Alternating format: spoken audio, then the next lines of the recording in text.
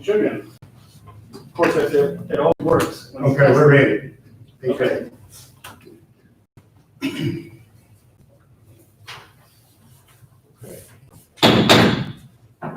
Good evening, ladies and gentlemen. I welcome you to the June 6th meeting, June 5th. Fourth, I'm sorry. Been a long week. June 4th meeting of the Asheboro City Council. And for those of you in attendance, the public, let me say that we will make this as expeditious as possible. We have a continued business case from last month that, according to Robert's rules, requires our attention before we get to the public comment period. So the meeting is called to order. I would like to invite everyone to join me in silent meditation. Please stand, and once we finish our meditation, we will join in the Pledge of Allegiance.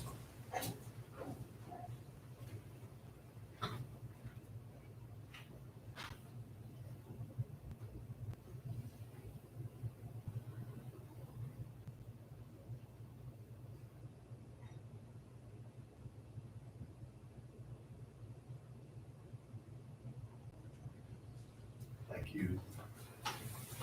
I pledge allegiance to the flag of the United States of America and to the republic for which it stands, one nation, under God, indivisible, with liberty and justice for all. Thank you. Let me apologize to the public for our circumstances, but we are still under COVID operations, COVID-19 operations, and are exercising the social distancing and trying to keep everybody safe. So if you will be patient, anybody that wants to speak will be allowed to come into the chamber to address the council. It will be orderly and peaceful, I expect. So first item on the agenda. Mr. Noble, you want to introduce the first case, please? Thank you, Mayor. This is continued from last month. If you could open the continued public hearing, Mr. Mayor. I will open the hearing continued from last month, the RZ-20-01. Thank you, Mayor. Today we received an email from the applicant requesting to continue this request until your July regular city council meeting. I'll read in part. The applicant would like time to prepare for a B2 conditional use permit application. Given the amount of time before the meeting, I'll not have enough time to prepare for a conditional use meeting. So the applicant has requested a continuance with that information. That is at the discretion of council. Council, I'd ask for a motion to approve this request for continuance to the next regularly scheduled meeting of the Asheboro Council. Mayor, I move the grant the petition request for continuance. We have a motion by Mr. Bell to approve the request for continuance. Do I have a second? Second. Mr. Burks, I have a second. Any discussion? All in favor say aye. Aye. All opposed? Motion carries. Ms. Carter, would you vote? Aye. Thank you very much. We will be calling on Ms. Carter since she is at home tonight and joining us by telephone. We will call on her for a voice vote separately after the council votes, just so that we have her vote on record. Mr. Noble, I will open a quasi-judicial hearing on RZ-CUP-20-03, an application to rezone property at 1420 East Salisbury Street and 358 Patton Avenue from R10 to CUI2. Mr. Noble. Thank you, Mayor. This application does involve a quasi-judicial hearing. Now would be the appropriate time for myself and anyone who knows that they would like to address the council on this matter to take the oath, administered by the clerk. Okay, anyone that expects to address the council on this zoning matter, come forward and be sworn by the clerk. And Your Honor, we will be doing affirmations here. Everyone can stand up right where they're at. Raise your Okay. right hand as you administer that. Just stand where you are and we will affirm. You have signed the evidence you shall give this council shall be the truth, the whole truth, and nothing but the truth. I do. Thank you. Okay, Mr. Noel, proceed, please. Mayor. This is a application to rezone property at 1420 East Salisbury Street and 358 Hatton Avenue from R10 medium density residential to conditional use general industrial. The applicant on this request is Kenneth and Bridget Gallimore. They are not the property owner, but the property owner, Deborah Manis, has signed on to the application. I will note that, as you see under the legal description on the first page of the staff report, legal notices concerning this matter were mailed to adjoining property owners on Monday, April 20th. And again, that would have been prior to the May meeting, which this matter was continued. If you look at the parcel, the Randall County tax parcel map, we're looking at one parcel that totals just over 2.2 acres in size. Currently, there are two vacant single-family dwellings and an accessory structure at the northeast corner of the parcel. Real quickly, looking at the map up on the screen, right in the center of the map is outlined in blue the subject parcel. You'll see it's colored in yellow. That denotes the R10 medium density residential district, which you see to the south and north of the property. To the east, all that red is D2 general district commercial. Of note is the purple to the northeast of the subject parcel, which is owned by the applicant and is Gallimore Body Shop. That has a conditional use I-2 zoning district and permit similar to what is being requested here this evening. To the west of the subject property, I'll zoom in just a little closer. That blue coloring just to the west across Patton Avenue is office and apartment zoning.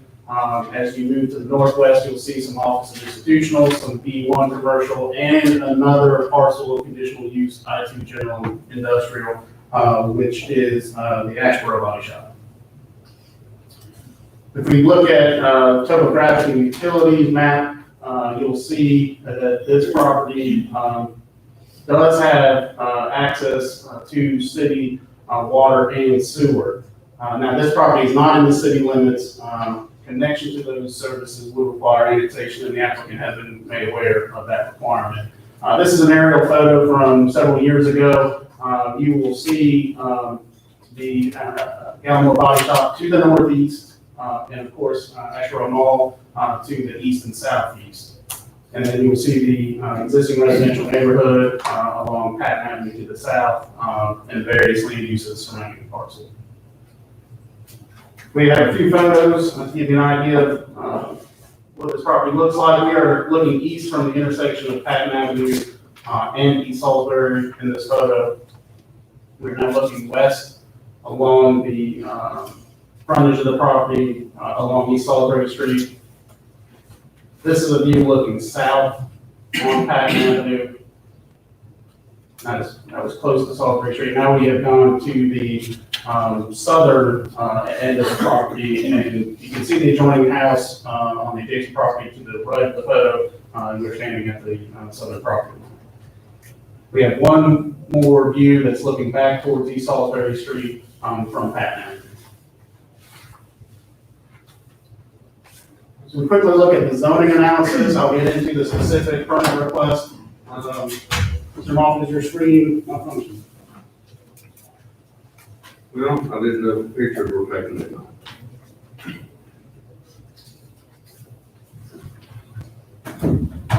Maybe the sun is coming up.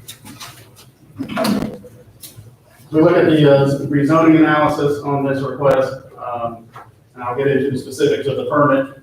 As I noted, this property is outside the city limits. Connection to city water and sewer will require annexation.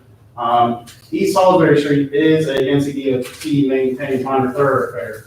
Hatton Avenue, on the other hand, is a more of a collector road that connects East Salisbury Street and Highway 42.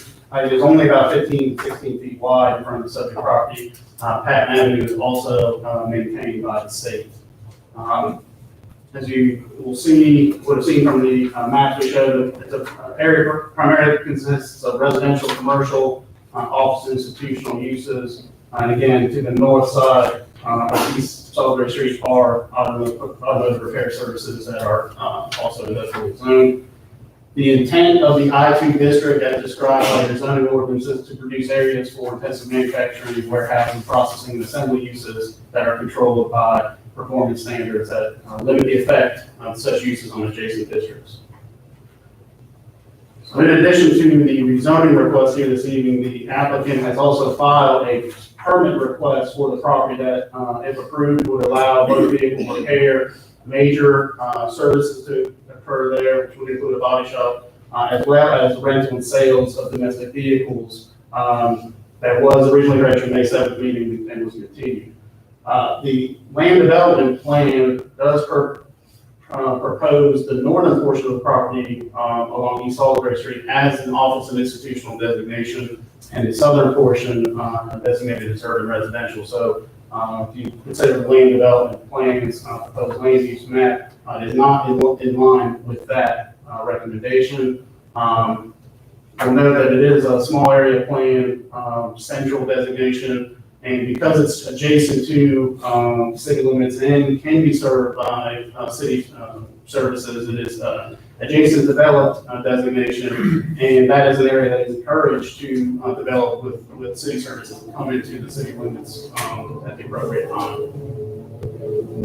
So while the proposed land use map does not align with the application, we do find that in the totality of the land development plan, there are 6 goals or objectives within the plan that tend to be supportive towards this request. Those are up on the screen. We believe that there are 2 that tend to be more negative towards the request. But on a whole, the staff notes and the planning board concurred with this analysis that the city has approved 2 requests for conditional use industrial zoning. The district that's before you this evening in the vicinity of this parcel. This application, like those 2 prior requests, is not technically in compliance with the city's proposed land use map, but importantly, is supported by other plan goals and objectives. Approval of the request, we believe, would promote development, annexation, and provision of services to this property as envisioned by the land development plan for a strategy map. Compatibility with adjacent residential uses, which is always a concern when you have a use such as this adjacent to residential uses. We do believe that the conditional use permitting process in the site plan that I've passed out, which we'll get into here in a few minutes, can help to mitigate the potential for adverse impacts from the development. So this request for rezoning does come to you with a recommendation to approve. Real quickly, I'm going to jump into just some specifics of the site plan and the conditional use permit before you. Again, we're looking at a proposed motor vehicle repair major and sales of domestic motor vehicles application. There are 2 structures that are indicated on the site plan. The square footages roughly are 12,800 and 2,800 square feet. One of those structures will be used for the repair and office, while the other will be primarily used for storage. We do think it's important to note that that plan does propose access from East Salisbury Street and does not propose permanent access from Patton Avenue. And so we think that's an important point to make this evening. That does not mean that there could not be a temporary construction access from Patton, but the permanent access is shown to be from East Salisbury Street. We do want to also point out that, as you will see on the site plan, there is a requirement to screen along the southern property line adjacent to that dwelling to the south. The applicant, as per the site plan, is proposing a combination of evergreen trees and an opaque fence adjacent to the property. In addition, the applicant, in accordance with the city's development codes, does propose a combination of trees and shrubs along the frontages of East Salisbury Street and Patton Avenue.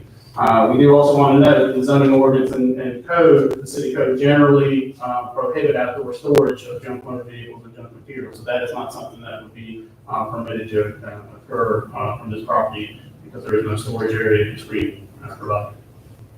So up on the screen for the benefit of those up here in the chamber is the site plan that I have distributed to the council. You can see those two buildings, rectangle squares on the site plan, the access from East Salisbury Street, which is across the north of the site plan, the parking that will be provided, and landscaping that is proposed in accordance with the city's codes.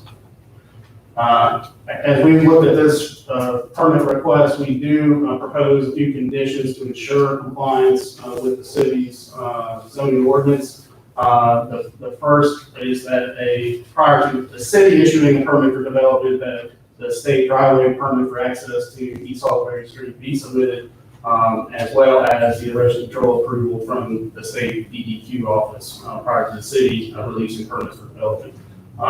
As well, we do want to see some information in the proposed council condition and approval this evening on submission of some detail on lighting that will be installed on the property so we can ensure compliance with those requirements.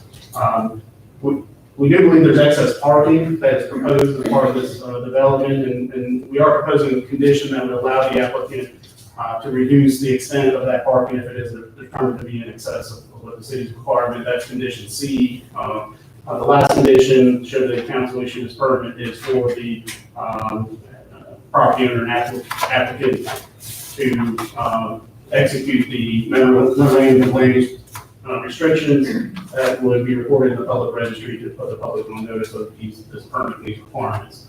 That concludes my remarks, Mayor and Council. I have up on the screen the findings of fact that go along with the conditional use permit request. It is the applicant's responsibility to cover those 4 findings of fact. And just as a reminder, the action items before council this evening is number 1, considering the consistency statement and whether the application for rezoning is consistent with the land development plan and in the public's interest. Staff has provided a statement to that effect, as well as obviously the rezoning application, and lastly, the conditional use permit. I'll be happy to answer any questions. Are there any questions of Mr. Noble? Thank you, sir. Mr. Gallimore, please, you're up. Mr. Gallimore, you're up. All right. My name is Ken Gallimore. I'm currently under contract to purchase the property at 1420 Salisbury Street and 358 Patton Avenue. This is a 2.1 acre parcel that is currently zoned R10. I'm requesting zoning change to I2 with a conditional use permit allowing for motor vehicle repair, major, wholesale, and retail auto and parts sales, similar to my established business across the street in East Salisbury. Fortunately, our business has grown to the point that we need to expand in order to better serve our customers. I have applied to have this property annexed with the city of Asheboro. I will now turn my comments over to HR Gallimore of Remax Central Realty, who will speak about the properties in the immediate area. Thank you. Mr. Gallimore, you're up. Mr. Mayor, Council, thank you. Appreciate you taking time out today. I want to hand out a few photos. Staff always does a good job, but I want to make sure everybody's clear of what we're rezoning. So that's just, particularly you all, since you're screen. These photographs have been taken just very recently. If I got enough for everybody. I'm sorry you can't see these. And your professional opinion, would these be fixer-uppers? No, these are demos. You want to take a minute and Yeah, yeah. who that We want the direct work. I'm sorry. Hers is more important. Sorry about that. Sorry, all.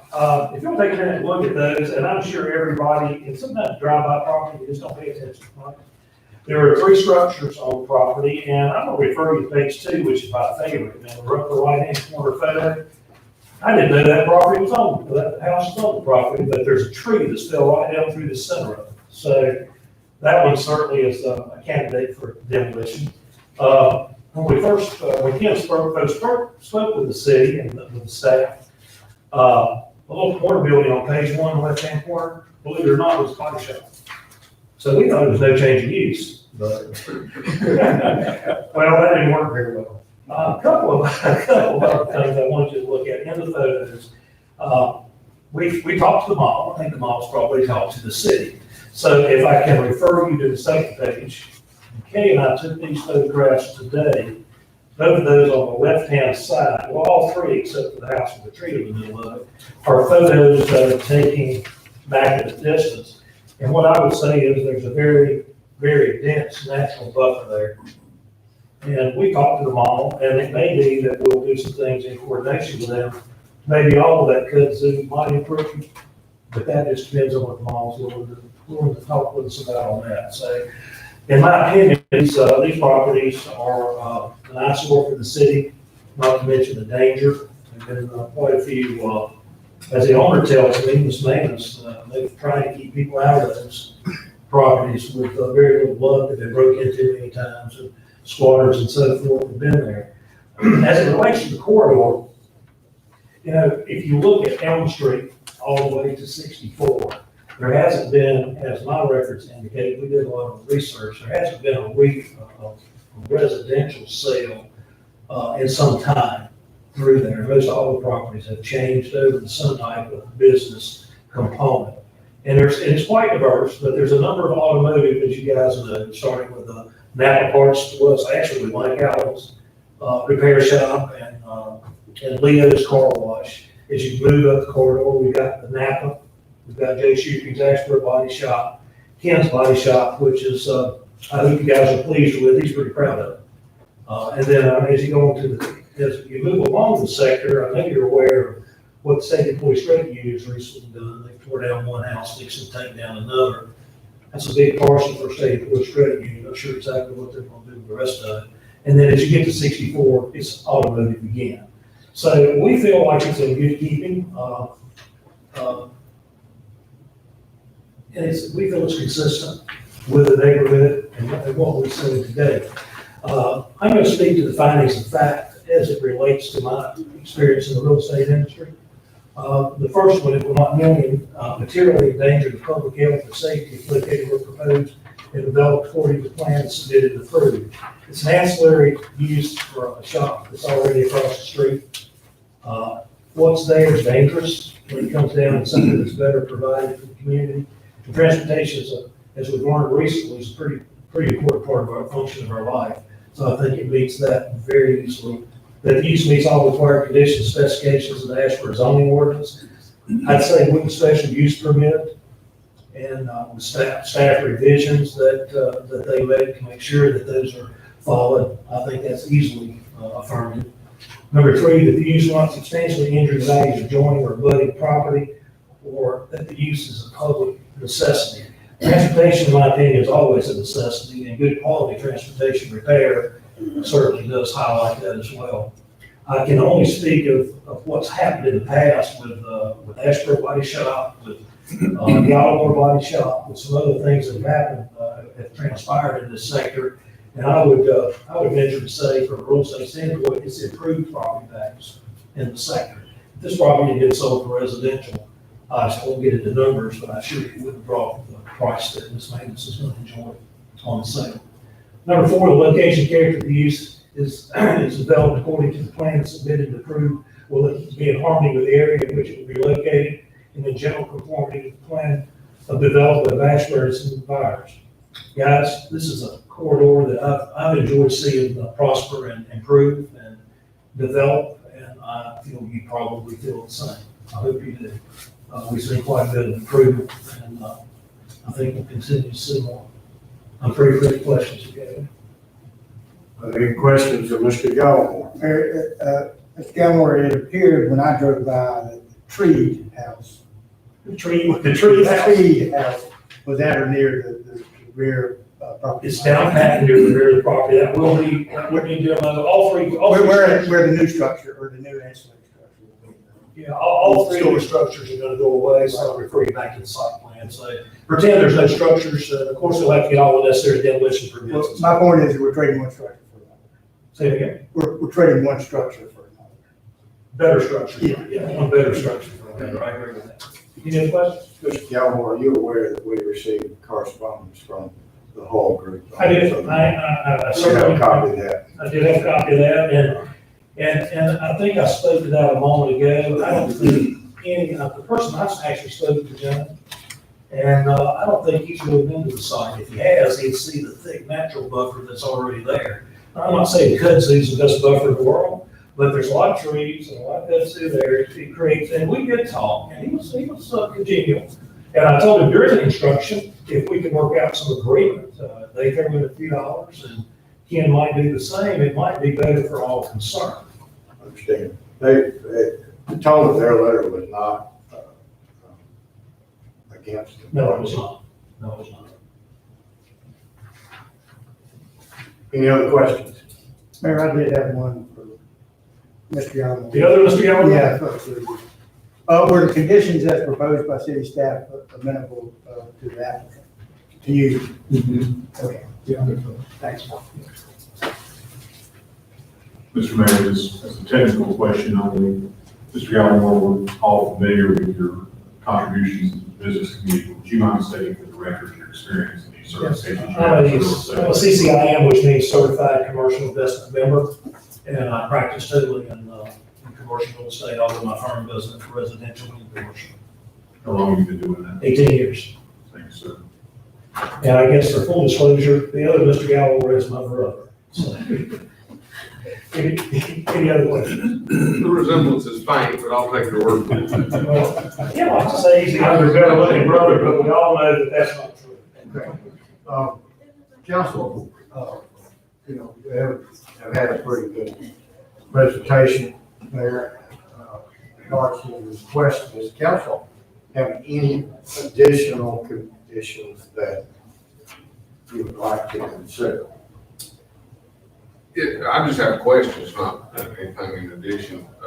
If they work out something alternatively for screening with the mall, does that require any modification of this or just as an equal or better substitution sort of thing?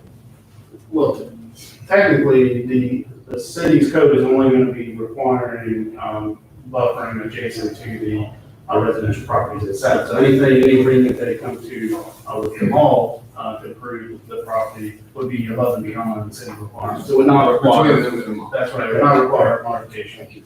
Why don't I have one comment?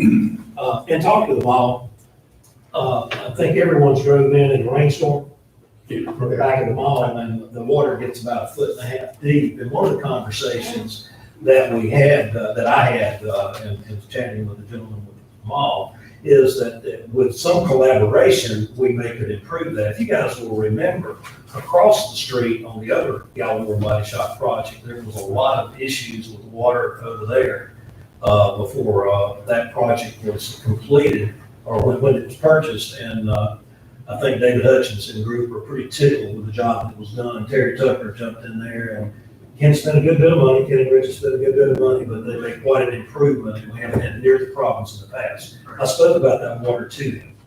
All right, appreciate that. Ken, how did you fare last week in that 3.5 inch monsoon? It will. Okay, good. Other parts of town did not. I can attest to that. Okay, council, what are your wishes here? Mr. Mayor, would you mind, two things, I apologize. One is just for the record, inquiring if there's any opposition. Oh, is anyone in the room that, in the house that would like to speak additionally for or against this request? Hearing none, we'll move to the deliberative phase, and I'll ask council for their thoughts. Mayor, based on staff reasoning, it's a consistency statement. I move that we approve the request for rezoning and along with the consistency statement. We need to bifurcate the permit. Yes, sir, we did. I would make that motion as it relates to consistency and the rezoning request. Okay. We have a motion by Mr. Bell to approve. Do I have a second? Second. Mr. Moffitt is our second. Any discussion? All in favor, say aye. Aye. All opposed? Ms. Carter? Thank you. Motion to approve is granted, it is approved, I'm sorry. Motion to grant the request is approved. Thank you. Thank you, guys. All right, Mayor, Mayor, based on, I'm sorry. based on our vote approving the request, I would move that we grant the conditional use permit with the stated conditions as have been enumerated by staff and acceptable to the applicant. I'm sorry, I'm getting ahead of myself because anxious and move on.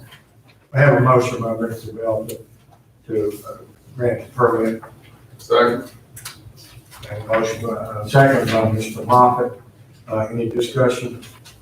All in favor, say aye. Aye. All opposed? Ms. Carter? Thank you very much. Motion to grant the permit is approved. Good. Okay, Thank you, ladies and gentlemen. thank you. Ladies and gentlemen, within earshot, this is the appointed time for the public comment period. I want to invite anyone in the building or out in the yard to, feel free to come and speak to the council regarding any matters of city concern or city business. And, we ask that you come to the microphone, introduce yourself, sign the book. The book is not there. Okay. We will not be signing the book tonight. Carter, go right ahead. All right. Hello, everyone. I hope you guys are all having a great day today. My name is Jennifer Picardo, and as you know, young members of our community have taken to the streets to fight for their future out here in Asheville. The death of George Floyd was the last straw for all citizens who agree that those who swore to serve and protect us are instead instilling fear in our communities. The problem we are seeing in all communities in our country and around the world is institutionalized racism within the police force. The institutionalized racism has led to police misconduct and violence, especially within the African American communities. With Randolph County being the heart of North Carolina, we must ask ourselves, is the heart of North Carolina still poisoned with hate towards our African American communities and communities of color? If so, and what examples are we setting for North Carolina? And what can we do to end discrimination within our police force and within our hearts? First, we must understand and acknowledge the problem.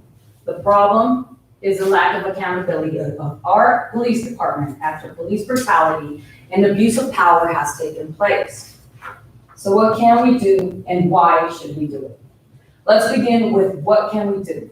First, it is recommended that body cams be purchased for all officers in our department, and that includes the sheriff department as well. This will be the first step to bridge a positive relationship between our members in our community and our officers. The cameras will also provide a sense of safety for the officers as well as the members in our community.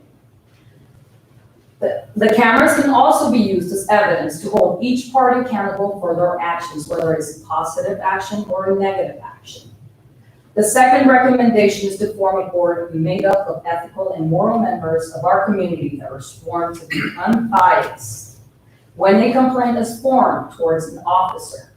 As you know, it would be unethical and even morally incorrect to allow police to police themselves. As it would be recommended that any complaints made within the past 5 years be opened and reviewed after the formation of this board. The third recommendation would be to require mandatory cultural competence training for all members of the force every 6 months. This training shall include but shall not be limited to the differences in behavior of each culture and race. The program should focus on the treatment of racial minorities in order to understand these cultures in depth as well. It is highly recommended that the force increases the amount of officers who are brown and black. The fourth recommendation is to require therapy for our officers once every 2 months. This therapy, it would be mental health therapy, will be to help the officers understand their emotional and psychological health, so problems and preformed biases do not interfere in their line of work. This is something I am sure can and should be covered already by their insurance company. These here are 4 recommendations that would increase trust between our African American communities and our officers. But why should we do it? And I am very glad you guys all asked. Well, 1, this is a public health issue. Police brutality can and has, as we see with George Floyd, led to death. 2, the physiological response caused by discriminatory practices of our police can lead to health issues in the future. 3, traumatic experiences that could have been prevented lead to mental health issues within our communities that all community members will have to deal with one way or another. These traumatic experiences have effects such as anxiety, depression, feelings of worthlessness, and PTSD. And our officers are here to serve, not to make our lives worse. I would also like to note that economically speaking, wrongful arrests and abusive behaviors strain our people financially. One arrest could lead to thousands of dollars unnecessarily wasted. How? Being bailed out, it's not free. Going to the hospital for medical attention, hiring an attorney to try and get justice, and worse yet, a funeral. Unfortunately, racism tends to be perceived as normal violence against minorities, especially our African American communities. Perceiving racism and discrimination practices as normal has heightened the tensions between law enforcement and the African American communities. The last but not least, it is recommended that the statue outside of the old courthouse be removed. The removal will create hope for a more unified city, which will lead to a unified state and thus unifying our entire nation. It will be a sign that our vision of unifying this nation is one step closer to becoming realized. City councilmen and women, mayor, it is time to challenge the norms, and it is time for you as our elected leaders to lead by example. Thank you for your time. I hope you have gained some perspective from the citizens who will be voting for our future leaders soon. Thank you, guys. Thank you, Joseph. Appreciate that. Well done. Mayor, if you would mind seeing the clerk, make sure she gets your name so we're ready, we would appreciate it. Thank you. I did forget to ask, my apologies. Does anybody have any questions?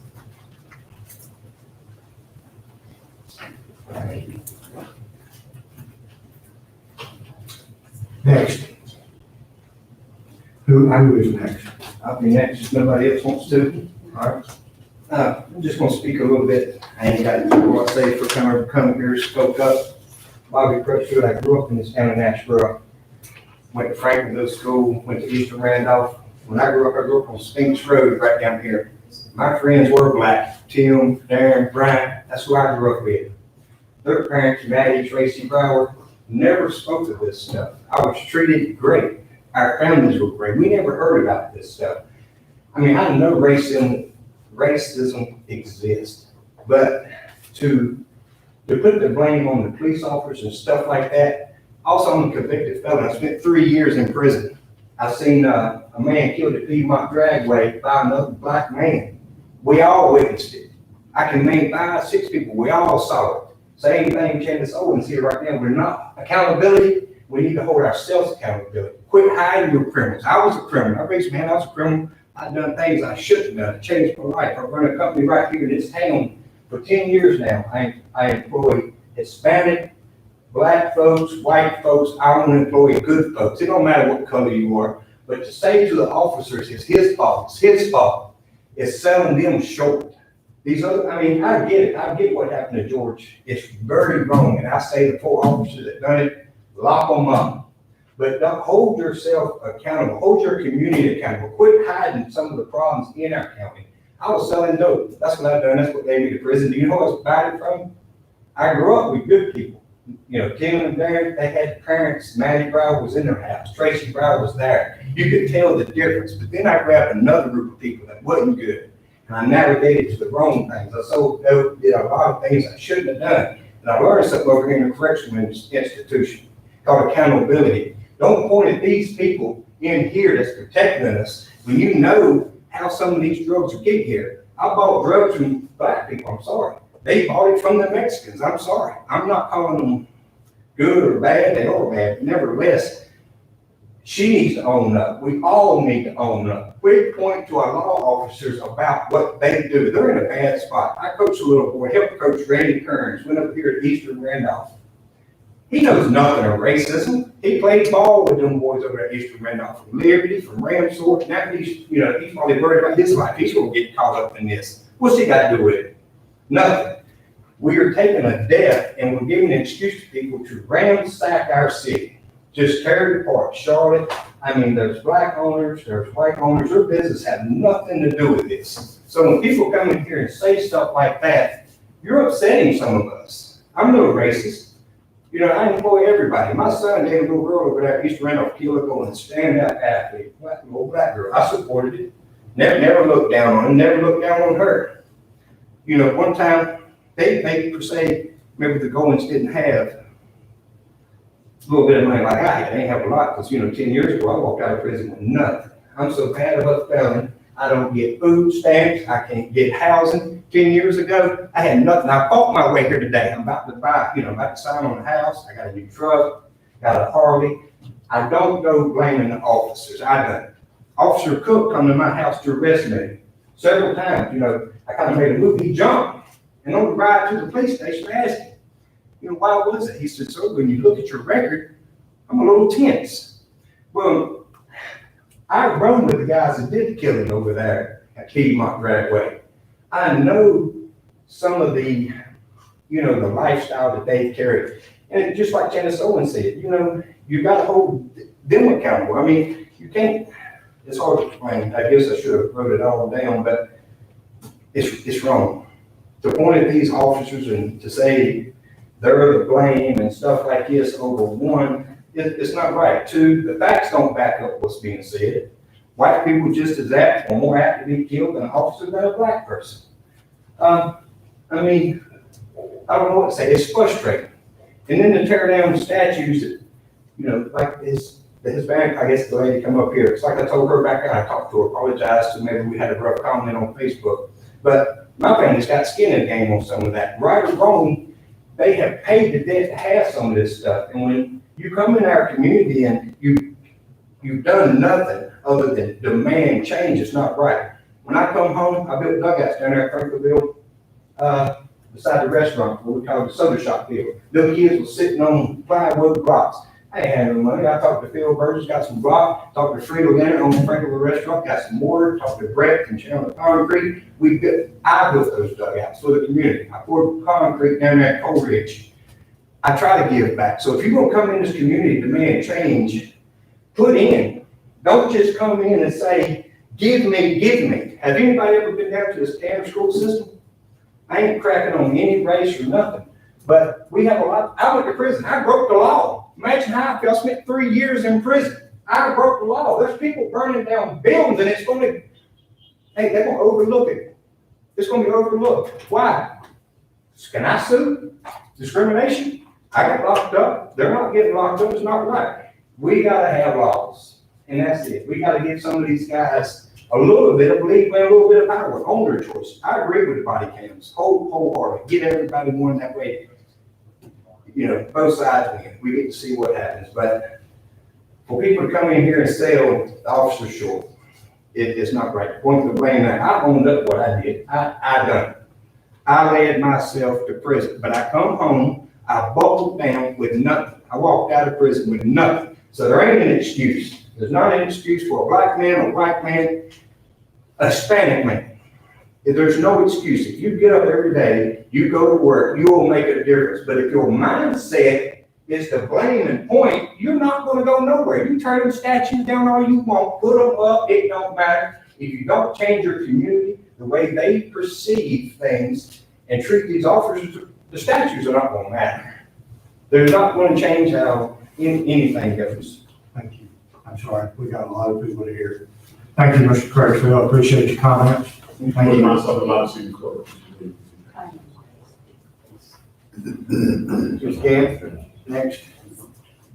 I'll only take a few minutes, and I didn't come here prepared to speak. I came here to support some young people that I've been very proud of this week. Introduce yourself. I'm sorry, my name is Jane Michael again. I am a citizen of Randolph County, and as I said, I came here to support some young people that I've had the ability to look at on Facebook that has reached out to some of us to say, how do we do this right?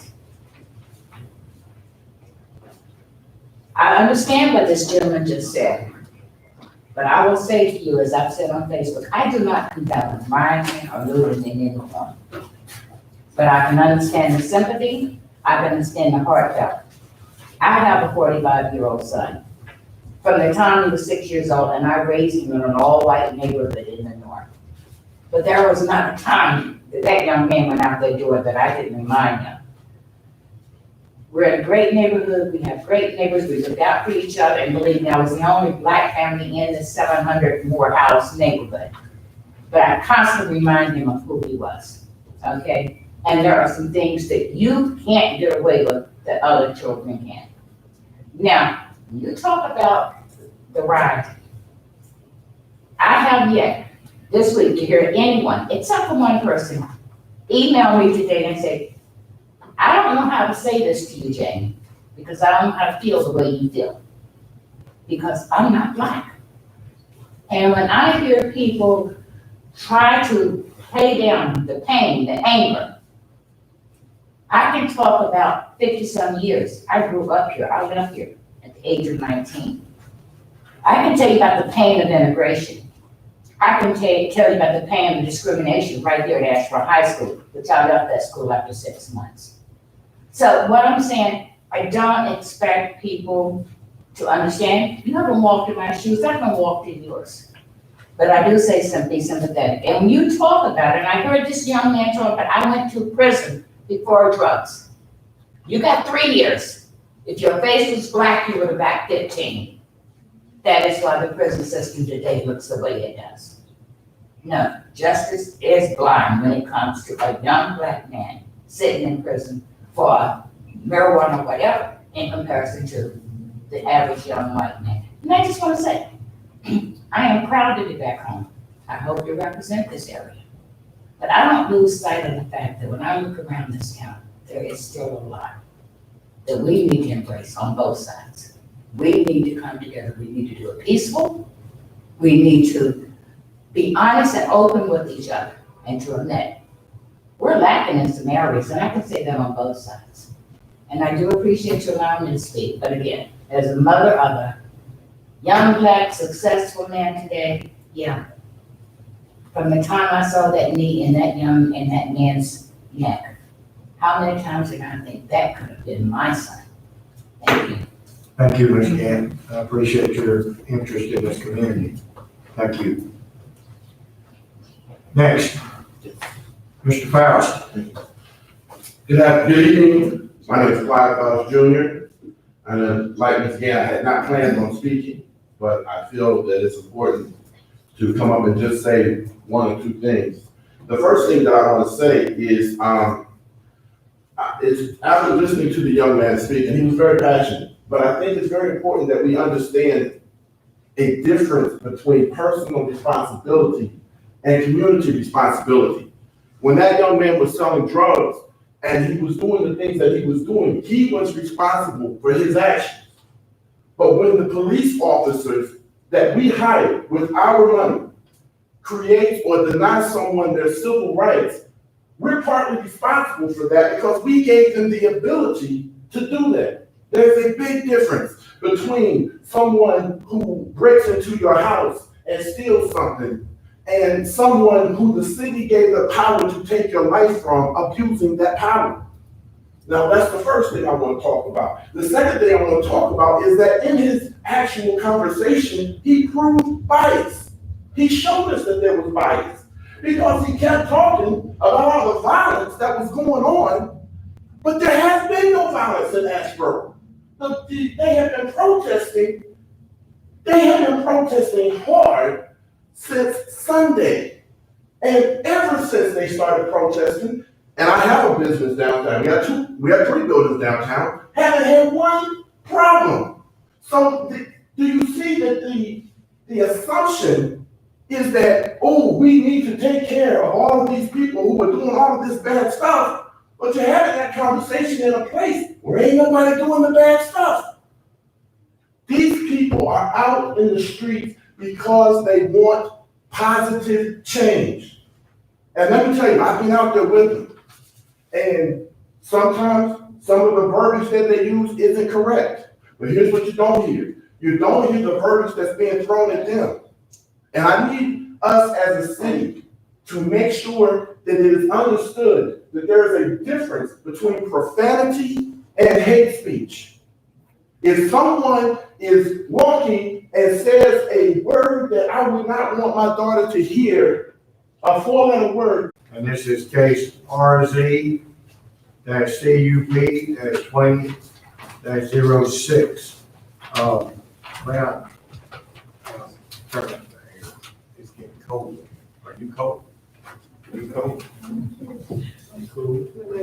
But I got just all of a sudden got cold. I tend to do YouTube, and I have two viewers. Okay. But I guess that one's We had quite a few earlier. Okay, Mr. Noel, have at it, sir. Thank you, Mayor. This is this request does involve a quasi-judicial proceeding. So now would be the appropriate time for the clerk to administer the oath to anybody who wishes to speak. Okay, anybody that plans to speak to this request, just stand in place and we will affirm. You affirm that the evidence you shall give this council shall be the truth, the whole truth, and nothing but the truth. I do. Thank you. And I do apologize for y'all having to wait so long. The applicant on this rezoning and conditional use permit requested Bayville Properties LLC. We are looking at property at 801 Sunset Avenue. This is property owned by Ashboro Community Church, formerly used by the church. Has a sanctuary and a fellowship hall on the property. Ashboro Community Church has signed on to this application, I will note. This is a request to rezone the property from office and apartment to a conditional use mercantile zoning district. We are looking at a portion of this property that is owned by Ashboro Community Church. So it's 1.07 acres of the just over 1.5 acres that is subject to this consideration to this evening. Formerly, we had the place of assembly on commercial. The structure is now vacant. I did want to point out looking at the report, legal notice pertaining to this request were mailed to the former property owner on Tuesday, May 19th. Up on the screen, you'll see outlined in red the subject, the portion of the subject parcel that is requested to be rezoned. As I zoom in a little closer, both A1 and A2 comprise the whole property that's owned by the church. Only A1 is requested for rezoning this evening. So A2 with the former sanctuary would retain that OA6 zoning designation, but up for consideration this evening is a rezoning to mercantile for the A1 portion of the property. And that, you can see it essentially falls between the former fellowship hall and the sanctuary, includes a large portion of the existing parking area as well.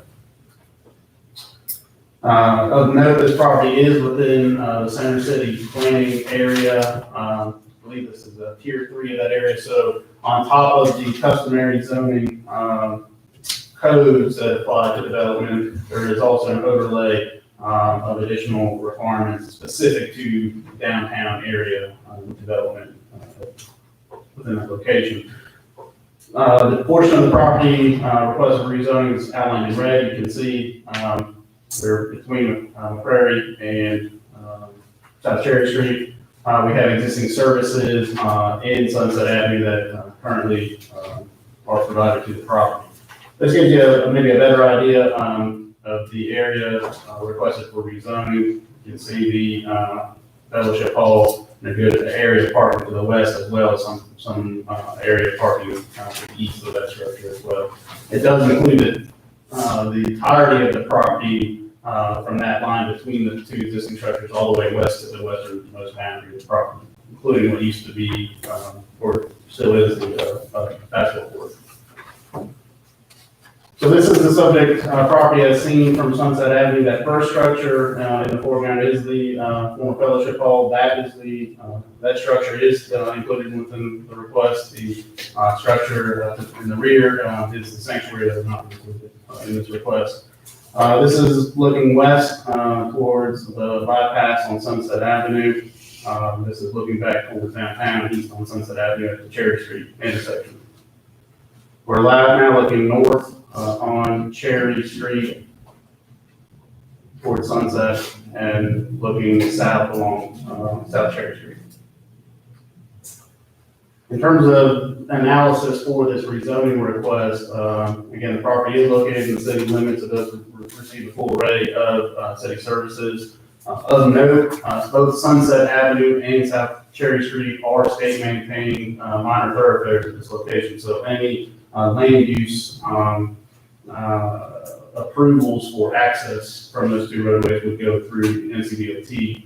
I do want to point out number 4 there. This is a rather new zoning district, a mercantile zoning district, probably within the last 12 or 15 years. We haven't seen a whole lot of cases requested to go into this district.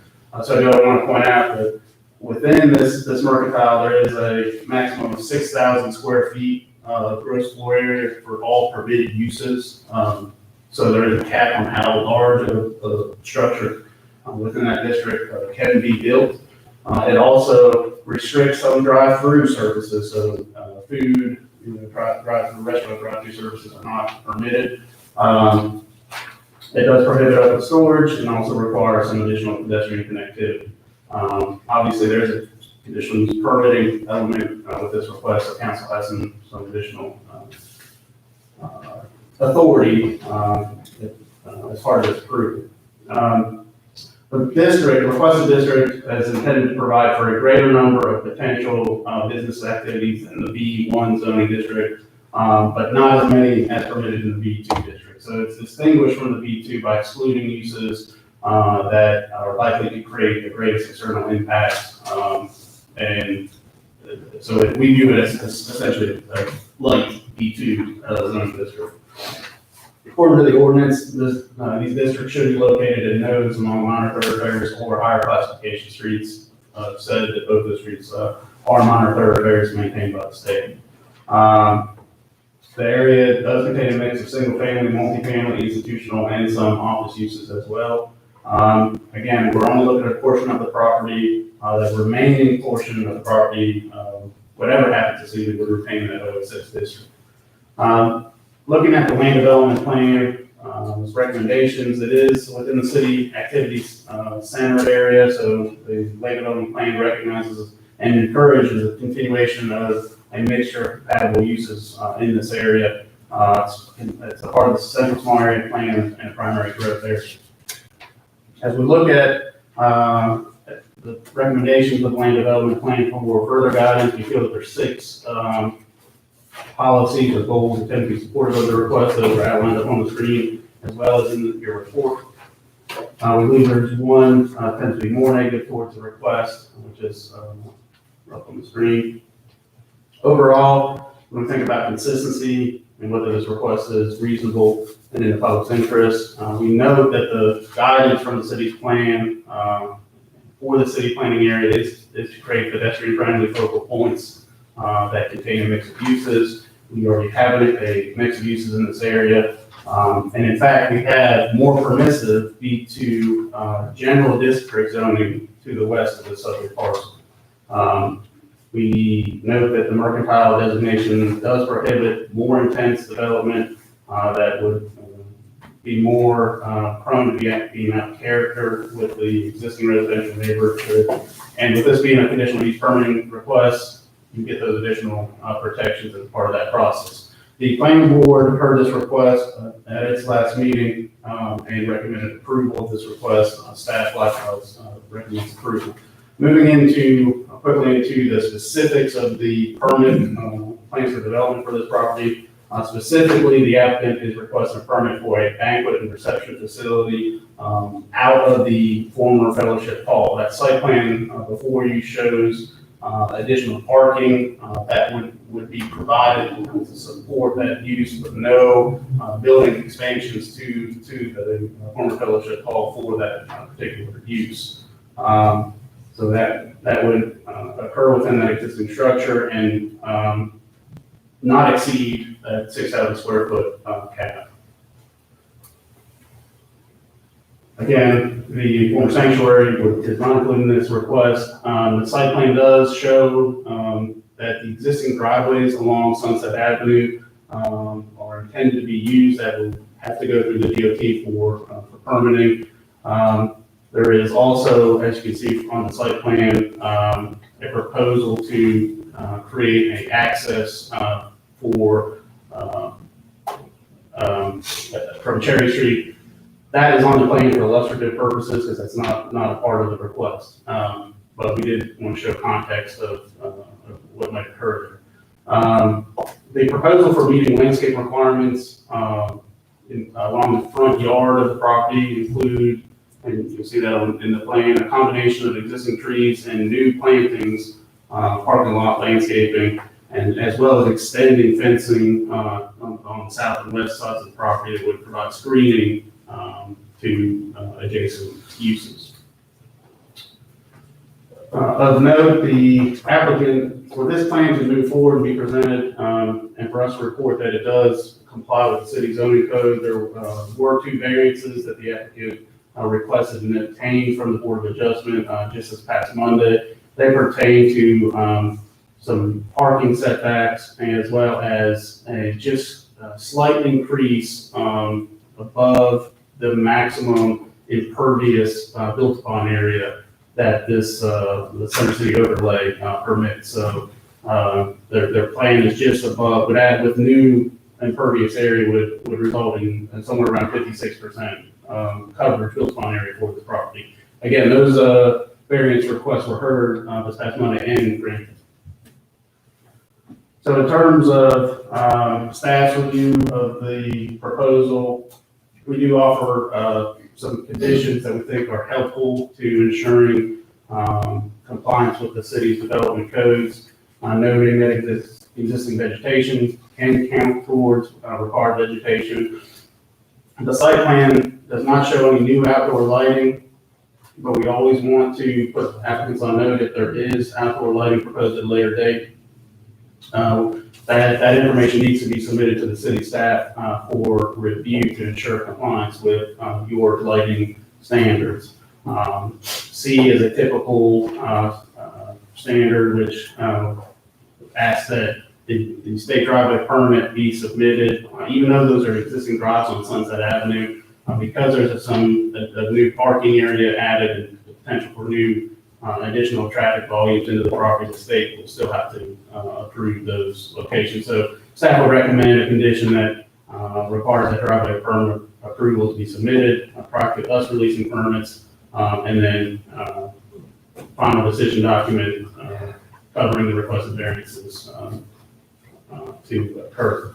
Lastly, I think letter D is probably a most substance here is that the plan does not show a location for a dumpster. We've had discussions with the applicant and our folks about whether you can get by with individual cans for development on this property. We feel strongly that a dumpster is really going to be necessary for this property. So we would ask, we discuss this with the applicant, I think it's agreeable to this, for this plan to be amended to show us the location where a dumpster would make sense for the property and meet the requirements in terms of being inside of setbacks along property lines and things of that nature, just to ensure that it's properly screened and we can handle solid waste generated from the use. So condition E is the standard execution of the maintenance restriction memorandum. That concludes my remarks. The findings of fact are up on the screen. the applicant and council is here to address these findings, and I will turn it over to them. Questions? Thank you, Mr. Noel. Thank you. Good job. This is a public hearing, and you've all been sworn. Who speaks first?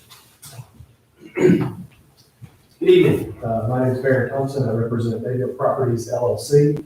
Again, this is an application to rezone the property from office apartment to conditional use mercantile, as well as a conditional use permit for the banquet and reception facility. With me tonight are the two member managers, Mr. Ben Tuttle and Travis Baines. At this point, I'm actually going to defer to Ben Tuttle to go over the site plan just a little bit and talk to you about what they're hoping to accomplish through the rezoning and the conditional use permit. And then after that, I will speak to you about the rezoning and go through the full part test for the conditional use permit, and then all three of us will be available for questions.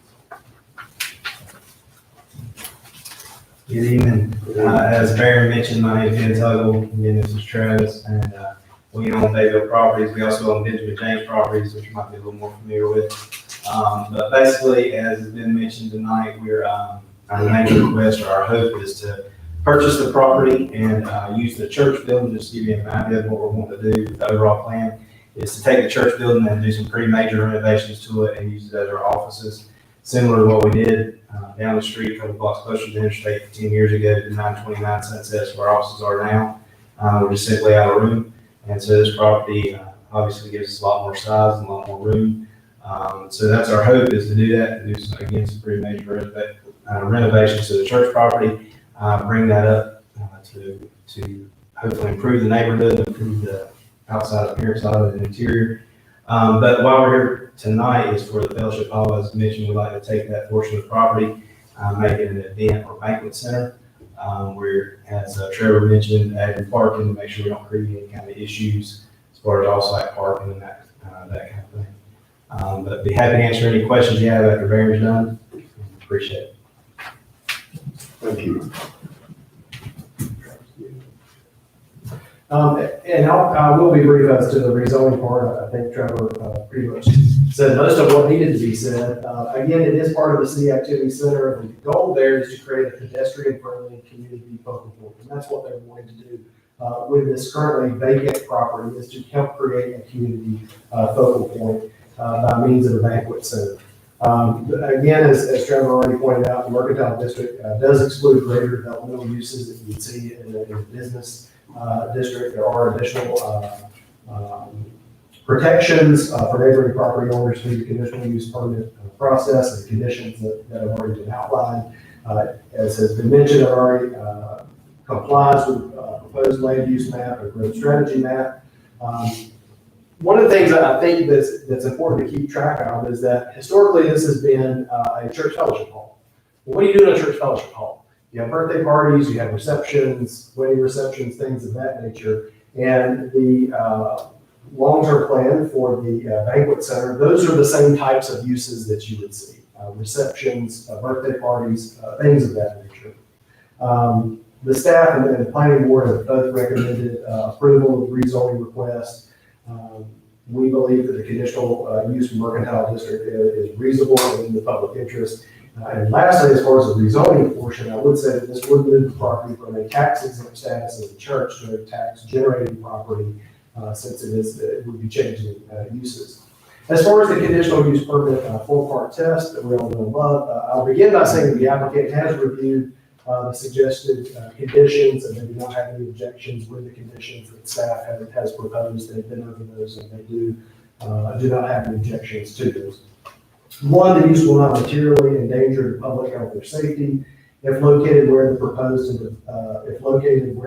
and developed according to the plan as submitted and approved. My question for staff then would be, have you received any information from any city services such as emergency services that the plan use would endanger public health or safety? We do not. In the absence of that information, that first prong is met. Secondly, that the use meets all required conditions and specifications of the Ashford zoning ordinance. Again, my question for staff would be, does or will the use meet all required conditions and specifications of the Ashford zoning ordinance? If you'll per the plan, yes, sir. So that prong would be met as well. Thirdly, the use, and if you have questions, I know Mr. Tuttle would be happy to speak more about this, but the use will not substantially injure the value of adjoining or abutting property, or that the use is a public necessity. Currently, the property is not being used at all. It's vacant. It hasn't been used for a little bit of time, and it is beginning to go downhill a little bit because it isn't being used. Again, the former use was a church fellowship hall. The new proposed use will be for a banquet and event center. Again, that is similar to its former use, hosting things such as wedding receptions, birthday parties, and the like. Because the future use is consistent with the former, we certainly do not believe it would injure the value of the property. The use has been consistent, and if anything, the property is currently vacant, and it would become an event center. So again, we believe that would actually work to improve property values in the area. You take a vacant property that is in the process of becoming run down and becomes a useful piece of property again. So the third part would be that. And then lastly, the condition and character of the use, if developed according to the plan as submitted and approved, is in harmony with the area in which it is to be located and in general conformity with the plan of development of Ashburn as developed. Again, historical uses as a church fellowship hall, the uses would be very similar as a banqueting center. That church fellowship hall has been there for decades. So again, we're going to be continuing with a very similar type of use, and then it complies with the proposed land use map in the strategy map. And last, I want to leave you with this. Many times when people come before you seeking rezoning or conditional use permit, you look at their presentation, you look at their professionalism, and you have to step out with a little bit of faith that those plans are going to be followed through with, and that it's going to be a nice property that's going to be developed according to the goals and aspirations of the applicant. In this case, you also have a record. You have a record of Baybrook properties and Digital James properties and examples of what they have already done in the city. Case in point is their current office location in Sunset, where they took a rundown piece of property and they turned it into an attractive piece of office space. And they've been so successful at that success story that they've outgrown that space and now they need to move on to a new space. And that's what they're seeking to do on a larger scale here at this site, as well as add a community focal point for the people in the community to be able to use. And again, we'll be happy to answer any questions that you have. Any questions? Thank you, Mr. Thompson. Is anyone else in the building that would like to address the council regarding this request?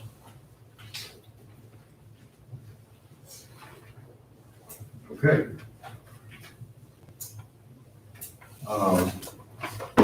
We will move to the deliberative phase and ask the council for your thoughts. Mr. Mayor, I think it's a blessing to have someone want to redevelop such a unique property for the interest of our city. I'm sorry. I promised, I had a call this afternoon from a neighbor on Lewis Street. I told him I would forward his information. He asked if there was any way, and I see on your plan, you're planning to keep the basketball court. Right? I don't keeping the pad. I don't know if it'll remain basketball. Well, and I explained to him that we probably could not require that, but that you're keeping the pad. I told him I would mention it to you, and so I have. He's a neighbor on Lewis Street. Just felt like that was a community amenity that he would like to see continue. So, all right, now. Farm to the I'd make a motion to approve the consistency statement based on the recommendation of the planning board and the staff, and that we approve the rezoning as requested. Okay. I have a motion by Mr. Moffett. May I have a second? Second. Second, Mr. Burks. Any discussion? All in favor, say aye. Aye. All opposed? Ms. Carter? Thank you very much. Motion to approve is passed. So, congratulations. The permit, I'm sorry, the permit. I forgot that earlier too. Okay, may I have a motion regarding the permit? Mr. Mayor, based on testimony that the conditions proposed are acceptable by the applicant, I make a motion, we approve the conditional use permit.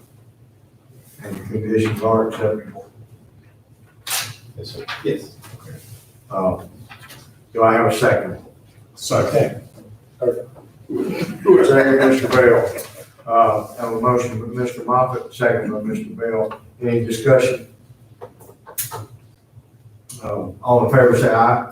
Aye. All opposed? Ms. Carter? Thank you. Motion carries. Congratulations. We're excited that you have it and your track record shows us that you will do something nice with it. So good luck. And thank you. I was wondering why we were lying. Well, we got a little bit more to do. Help that budget. Yeah, we wouldn't be sure you see it now, we pencil some more items. Thank you, council, for, letting me, second council meeting in a row. I've not had a big day, so I'm ready to sit back up there. I must take this moment to thank our IT department, Todd Stout and his team, for figuring out how to get us on YouTube and all this recorded and all. I want to thank the city attorney, Mr. Sugg, for reading through the governor's executive order to figure out how this works. And the engineering department for getting all this measured out and moving the furniture as we bring up people in here tonight. Want to thank Ms. Carter for her continued support on the phone. We miss her, we'll get her back soon. Just one note, Mayor, just some quick items for the record. When we do hire police officers, they are go through a mental health evaluation. While they're on duty, we provide them full training required, as well as additional training opportunities. We do have a employee assistance program. They have stress or mental health issues that's funded by the city. And we do have health insurance that also carries those. Just as a matter of record too, Mayor Smith has signed with about 100 other mayors the letter supporting the Floyd family, and so the city of Ashburn does not, no way, no how, anyhow, condone what happened to Mr. Floyd. It's a technique we don't train, we don't use, we don't need. With that, I think Mr. Sugg, he's a former police officer. I can't think other than a life-saving measure of a police officer that we don't need that technique. I'm proud of the men and women of the Ashburn Police Department. We've had a long week. I called Mayor Smith Sunday, 11 a.m. last Sunday, and he and I basically have been on the go since then. I just want to thank Mayor Smith for his leadership. He has met these young people. This is democracy in action. This is government other people by for the people, by the people. I made him wear his blue blazer the other night. He didn't want to, but I made him. He said, "Why?" I said, "If you want to look like anybody else, you want to look like the mayor." So he did. We continue to have that. We're excited about Saturday, the chance to support our citizens, as we always do here at the city of Ashburn. We're fully committed to support our citizens in their free exercise of their constitutional rights. I'm proud to say that Katie Snuggs, our Senator Council member, Brennan, retired employee, remembers the era and helped change the era when that was always the case. And we thank you for that. Only one budget item, as Ms. Reeves did mention, I'm proud to say too that you remember a few years ago, we began the police officer recruit program where we pay them to go to BLET. We've got a much more diverse police department now, which is much more like the folks at that table and the folks that were here tonight. We're doing the same thing with fire. So our first fire cadets started today. Some of them might be out there on detail this weekend, so welcome to the fire department. So we've got a lot going on. COVID continues to affect our programs. The pools are not open. We regret that. The gym is still not open. We regret that too. As soon as we can get them open, if we can, we will. It's just not, as Jonathan has reported in the paper, it's just not cost effective to have a pool and only have 40 people or 38 people that can use it. It just doesn't work. I don't know when we'll be in phase 3. And I don't know when we'll open water building downstairs again. We intend to, as soon as we get back, we're allowed to. We have put sneeze guards up the screens, and we'll open back up as soon as we can. You've heard a lot tonight, a little bit more. Last thing I mentioned is one of our police officers. The city chief library belongs to North Carolina Association of Chief of Police. They have a code of ethics, not just a legal requirement, a code of ethics that they agree to support diversity and all the requirements of the Constitution. Mr. Sonny, the city attorney, has one.